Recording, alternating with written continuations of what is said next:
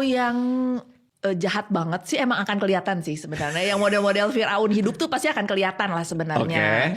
Nah tetapi bagian soal NPD-nya. Padahal kita ngebahas nggak terlalu banyak ya. iya padahal sempilan aja ya kayaknya itu ya. Iya. Entah out nowhere gitu ada gitu. Iya, jadi kita kayaknya mau bahas lebih dalam soal itu ya. Soal kita mulai dari terminologi dulu kali ya. NPD itu apa artinya? Jadi sebenarnya itu gangguan kepribadian narsisistik. Nah gangguan kepribadian tuh banyak sebenarnya Bang. Jadi bukan hanya NPD aja yang bermasalah. Cuman dia emang lebih menonjolkan diri aja jadi lebih kelihatan. Oke. Sebenarnya tiap orang boleh kalau cuman punya ciri kepribadian ya kan merasa dirinya penting boleh. Tapi kalau yang sudah gangguan kan dia harus mementingkan dirinya sendiri di semua hal. Oke.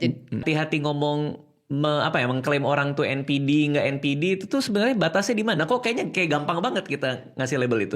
Kalau iya tapi bisa loh kayak gitu kayak yang oh Tuhan mungkin gini ya rasanya dulu penjajahan Firaun tuh ngelihatnya kayak gini gitu ada. Jadi kalau yang kayak gitu secara objektif orang-orang pasti akan merasakan penderitaan hidup yang sama ketika bersama sama dia nih. Tapi kalau misalnya cuma personal ada konflik kita nggak bisa langsung meng-NPD-kan orang sih sebenarnya. Oke, berarti kalau melalui psikiatri itu ada assessment sendiri? Ada assessmentnya. Terus ada wawancaranya juga karena kan namanya juga kepribadian ya. Dia akan berulang. Jadi dia seperti pola perilaku, emosi, dan persepsi yang akan berulang terus ketika menghadapi situasi-situasi kehidupan. Artinya kalau seorang NPD itu harus di-assess dulu supaya kita bisa ngasih diagnosa dia NPD, dia harus dengan sukarela mau di-assess dong?